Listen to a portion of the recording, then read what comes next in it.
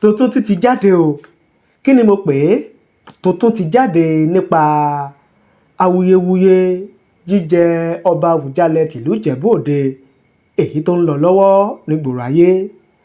Kí la gbọ́? Kí la rí? Kí ni tuntun tó tún jáde lórí jíjẹ ọba Àwùjalẹ̀ tìlú Ìjẹ̀bú Òde?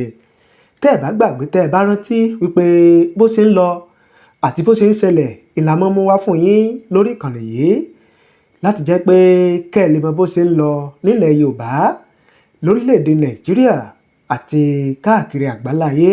Gẹ́gẹ́ bí ó ṣe tẹ̀ wá lọ́wọ́, ìròyìn tá a gbọ́ láti ìpínlẹ̀ Ògùn, ìlú Ìjẹ̀bú Òde, wọ́n ní ìjọba ìpínlẹ̀ Ògùn lábẹ́ gómìnà ọmọọba Dàpọ̀ Abíọ́dún ó ti pàṣẹ alágbára kan lórí jíjẹ ọba Àwùjalẹ̀ tìlú Ìjẹ̀bú Òde lórí ìgbésẹ̀ àti ètò tó ń lọ lọ́wọ́. Irú àṣẹ wo wá ní ìjọba ìpínlẹ̀ Ògùn pa? Báwo náà ṣe pa? Báwo ló ṣe ní í ṣe pẹ̀lú ètò àti ìlànà jíjẹ ọba Àwùjalẹ̀ tìlú Ìjẹ̀bú Òde? Òun la fẹ́ mú wá fún yín lórí ètò fún tèmi, èrò àti ìwòye àwọn èèyàn lórí àṣẹ tí ìjọba pa. Gbogbo ẹ̀ láàmú wá fún yín o, tí mo sì fẹ́ kẹ́ ẹ farabalẹ̀ kẹ́ ẹ mọ̀ bá wa ká lọ. Bákan náà, ìdílé ọlọ́mọọba Fìdípọ̀tẹ̀ àwọn náà ti jáde nílùú Ìjẹ̀bú Òde náà ni o.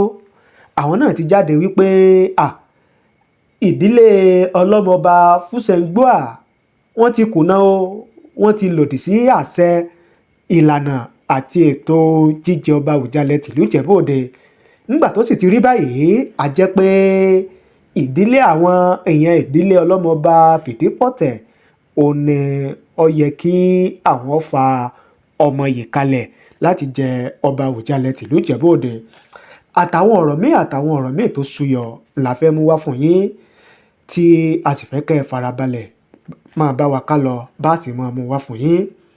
Gẹ́gẹ́ bí ìròyìn tó tẹ̀ wá lọ́wọ́, eléyìí tí ó ń di mímọ̀ fún wa, wọ́n fi yé wa wípé ìjọba ìpínlẹ̀ Ògùn lábẹ́ gómìnà ọmọọba Dàpọ̀ Abíọ́dún wọ́n fi lẹ́tà síta, wọ́n fi ránṣẹ́ sí àwọn ìgbìmọ̀ tí wọ́n fẹ́ yan ọmọye nínú ẹbí Fúsẹ̀ngbùà tí ọpọ́n yíyan ọba Àwùjalẹ̀ tìlú Ìjẹ̀bú Òde sún kàn. Gẹ́gẹ́ bí ó ti tẹ̀ wá lọ́wọ́ nínú àtẹ̀jáde, ìjọba ìpínlẹ̀ Ògùn ti dá gbogbo ètò àti ìlànà yíyan ojúlówó ọmọye fún ipò Àwùjalẹ̀ tilẹ̀ Ìjẹ̀bú, èyí tí mọ̀lẹ́bí Fúsẹ̀ngbùà ń ṣàkóso rẹ̀ dúró fún ìgbà díẹ̀. Ọjọ́ Ajé ọ̀sẹ̀ yìí ló yẹ kí ìpàdé ètò yíyan ọmọye ló yẹ kó wáyé ní gbọ̀ngàn Bisrod tó wà nílùú Ìjẹ̀bú Òde, tí wọ́n ti kéde ṣáájú ọjọ́ òní. Ṣùgbọ́n tí àwọn mọ̀lẹ́bí Fúsẹ̀ngbùà tí ipò náà kàn tí wọ́n wọ́gi lé ìpàdé tí wọ́n ti sọ pé yóò wáyé yẹn, gẹ́gẹ́ bí ìjọba ìpínlẹ̀ Ògùn bí wọ́n ṣe pàṣẹ fún wọn pé ẹ gbọ́dọ̀ gbé ìgbésẹ̀ kankan o, ẹ gbọ́dọ̀ ṣe ètò ìpàdé yíyan ọmọye kankan mọ́ fún jíjẹ ọba Àwùjalẹ̀ tìlú Ìjẹ̀bú Òde. Gẹ́gẹ́ bí ọ̀rọ̀ ọ̀hún bó ṣe tẹ àwọn oníròyìn lọ́wọ́, ọ̀sẹ̀ tó kọjá ni mọ̀lẹ́bí Fúsẹ̀ngbùà kéde síta pé ìpàdé náà kò ní lè wáyé mọ́, tó sì jẹ́ wípé kò ṣàdédé rí bẹ́ẹ̀ o, látàrí wípé ìjọba ìpínlẹ̀ Ògùn ò ní wọ́n pa àṣẹ náà fáwọn. Àṣẹ tí ìjọba ìpínlẹ̀ Ògùn pa, wọ́n ní ló fa wíwọ́gilé tí àwọn wọ́gilé ìlànà tàbí ìpàdé tí àwọn ti sọ pé yóò wáyé ní ọjọ́ 15 oṣù kejìlá ọdún tí a wà yìí, ìyẹn tí gbogbo ìdílé Fúsẹ̀ngbùà, ìyẹn àwọn ẹbí Fúsẹ̀ngbùà tí wọ́n ó ti péjú pésẹ̀ láti yan ọmọye tí wọ́n máa ṣojú ìdílé Fúsẹ̀ngbùà, tí wọ́n máa kó wọn lọ sí ọ̀dọ̀ àwọn ìgbìmọ̀ afọbajẹ nílùú Ìjẹ̀bú Òde. Gẹ́gẹ́ bá a sì gbọ́, wọ́n ní àwọn ọmọ ọba tó ti lé ní 50 ni àwọn ọmọ ọba tó ti gba fọ́ọ̀mù tí wọ́n ti fìfẹ́ hàn wípé ọmọ ọba ni mí o, mo sì wá láti ìdílé Fúsẹ̀ngbùà, èmi náà lẹ́tọ̀ọ́ láti dupò ọba Àwùjalẹ̀ tìlú Ìjẹ̀bú Òde. Wọ́n ní àwọn ọmọọba tó ti lé láàádọ́ta 50 candidates ó ní àwọn ọmọọba tí wọ́n ti fojú hàn tí wọ́n ti gbà fọ́ọ̀mù, tó fi mọ́ àgbà olórin fújì tí gbogbo ayé mọ̀ King Wasiu Ayinde K1 the ultimate, pé òun náà gba fọ́ọ̀mù láti sọ wípé òun náà fẹ́ di Àwùjalẹ̀ tìlú Ìjẹ̀bú Òde. Wọ́n ní lẹ́tà náà tí agbẹnusọ mọ̀lẹ́bí Fúsẹ̀ngbùà ìyẹn Abíọ́dún Ògìdán fi síta lọ́jọ́ 11 oṣù kejìlá ọdún 2025, ó jẹ́ kó di mímọ̀ pé àwọn mọ̀lẹ́bí tí wọ́n buwọ́ lu ìwé yẹn nìkan ni ìpàdé náà wà fún. Bákan náà ló tún sọ pé ọmọ oyè kọ̀ọ̀kan gbọ́dọ̀ ní aṣojú méjì láti inú mọ̀lẹ́bí kọ̀ọ̀kan, pé aṣojú méjì ni yóò wá láti inú mọ̀lẹ́bí kọ̀ọ̀kan tí yóò tẹ̀lé ọmọ oyè kọ̀ọ̀kan tí wọ́n ti gba fọ́ọ̀mù láti bọ́ sórí ìtẹ́ Àwùjalẹ̀ tìlú Ìjẹ̀bú Òde. Nígbà tí ìpalẹ̀mọ́ wa ń lọ lọ́wọ́, ìlà tó wá gbọ́ pé ìgbìmọ̀ tó ń rí sí yíyan ọmọ oyè ló tún gbé lẹ́tà mìíràn jáde lọ́jọ́ Ẹtì wípé àwọn ti sún ìpàdé náà sọ́jọ́ iwájú o. Ǹjẹ́ kí ló wá fa sísún ìpàdé náà síwájú? Wọ́n ní èyí kò ṣàdédé wáyé, kò ṣàdédé rí bẹ́ẹ̀ látàrí wípé àṣẹ ló wà o láti ọ̀dọ̀ ìjọba ìpínlẹ̀ Ògùn, pé tíjọba bá fáwọn láṣẹ pé àwọn ò lè ṣe nǹkan kan. Gẹ́gẹ́ bí lẹ́tà náà ṣe lọ sí gbogbo ọmọ mọ̀lẹ́bí ọba Fúsẹ̀ngbùà ti Ìjẹ̀bú Òde, nítorí àwọn ohun tó wáyé èyí tó kọjá agbára mọ̀lẹ́bí wa. Ìpàdé mọ̀lẹ́bí Fúsẹ̀ngbùà láti yan ọmọ oyè èyí tí a fi sí ọjọ́ Ẹtì tí a fi sí ọjọ́ Ajé ọjọ́ 15 oṣù kejìlá ọdún 2025 láti sún síwájú o, gẹ́gẹ́ bí lẹ́tà náà bó ṣe fi hàn. Wọ́n ní a máa kéde ọjọ́ tuntun mìíràn láìpẹ́.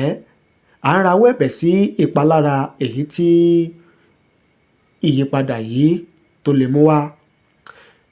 Gbàrà tí lẹ́tà náà ti wá jáde síta sígboro ayé ni awuyewuye ti ń lọ káàkiri wípé àgbà olórin fújì náà Àyìndé K1 the ultimate ló pe àwọn mọ̀lẹ́bí náà lẹ́jọ́ lórí bí wọn kò ṣe fẹ́ kí òun ó kópa nínú ìgbésẹ̀ àti jẹ oyè ọba Àwùjalẹ̀ tìlú Ìjẹ̀bú Òde. Alága ìgbìmọ̀ ìyẹn olórí ẹbí Ọ̀túnba Abdullateef Owóyẹmí nígbà tó ń fìdí lẹ́tà náà múlẹ̀, ó ní bí wọ́n ṣe sún ọjọ́ ìpàdé síwájú kò ní ohunkóhun ṣe pẹ̀lú Wasiu Ayinde bí kò ṣe wípé ìjọba ìpínlẹ̀ Ògùn ò ní wọ́n kọ lẹ́tà sáwọn wípé káwọn dáwọ́ dúró lórí ìgbésẹ̀ náà gẹ́gẹ́ bí ó ṣe tẹ̀ wá lọ́wọ́. Ǹjẹ́ ọjọ́ wo wá ni ìgbésẹ̀ míì yóò wáyé láti ṣe ìpàdé yíyan ọmọ oyè tí ó máa ṣojú ìdílé Fúsẹ̀ngbùà? Wọ́n ní n tó tún wá jáde lọ́wọ́lọ́wọ́ báyìí ò ní pé ìjọba ìpínlẹ̀ Ògùn ó ti wá pàṣẹ wípé káwọn ó tún lọ ṣẹ̀ṣẹ̀ bẹ̀rẹ̀ ìgbésẹ̀ lórí yíyan ọmọ oyè fún àwọn ìgbìmọ̀ àfọ̀bàjẹ nílùú Ìjẹ̀bú Òde. Ìyẹn ni pé àwọn ṣẹ̀ṣẹ̀ fi ọjọ́ tí gbígba fọ́ọ̀mù ọmọ oyè ìyẹn àwọn ọmọ ọba, pé àwọn ṣẹ̀ṣẹ̀ fi ọjọ́ náà síta ni pé wọ́n ṣẹ̀ṣẹ̀ tún fọ́ọ̀mù míì gbà ni, pé gbogbo ilé ìgbésẹ̀ táwọn ti ṣe síwájú yẹn o pé kò lẹ́sẹ̀ ńlẹ̀, kó má bàa sí ìkùnsínú, kó má bàa di wàhálà, kó má bàa di pé à ń gbéra wa lọ sílé ẹjọ́, pé ní ìjọba ìpínlẹ̀ Ògùn ò ní wọ́n fi pa àṣẹ yẹn.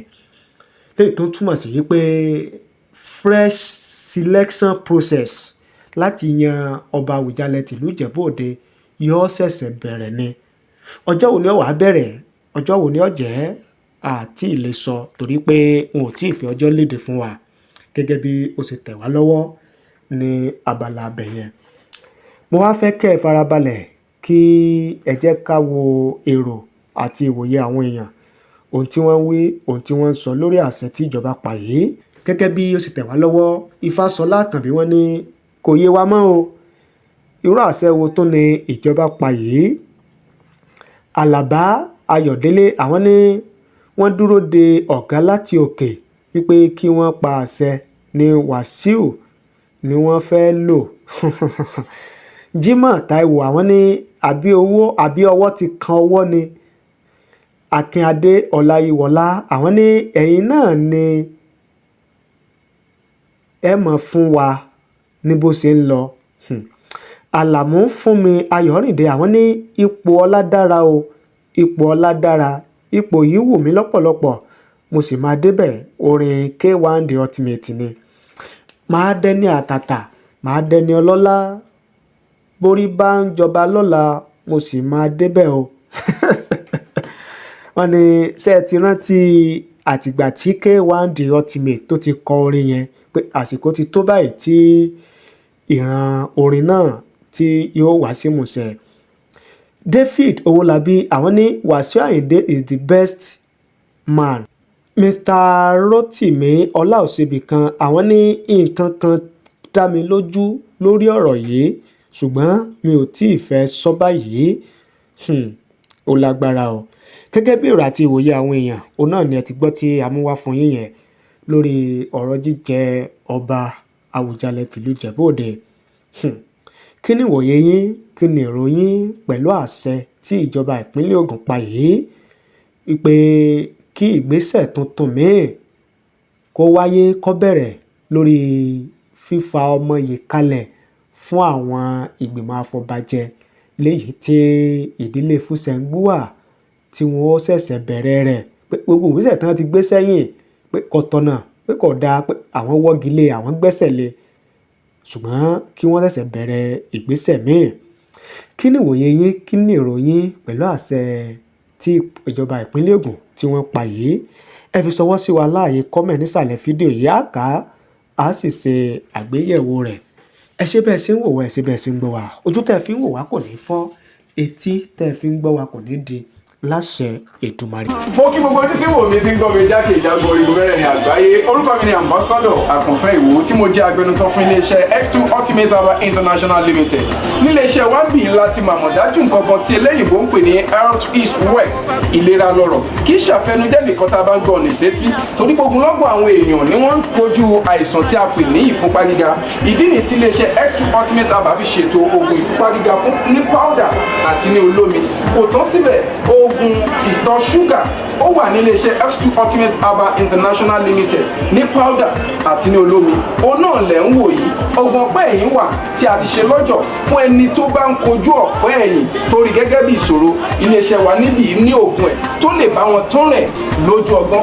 Bákan náà ogunlọ́gọ̀ àwọn èèyàn ni wọ́n jẹ́ oníbìísí tí wọ́n ti rora wọn pé wípé Ọlọ́run ò lè ṣe ṣùgbọ́n tó jẹ́ pé àìsàn kan sómìíràn ní kọjú ọmọ bíbí wọn. Ó wà ní iléeṣẹ́ X2 Herbal International Limited fún ìwòsàn fún àwọn oníbìísí.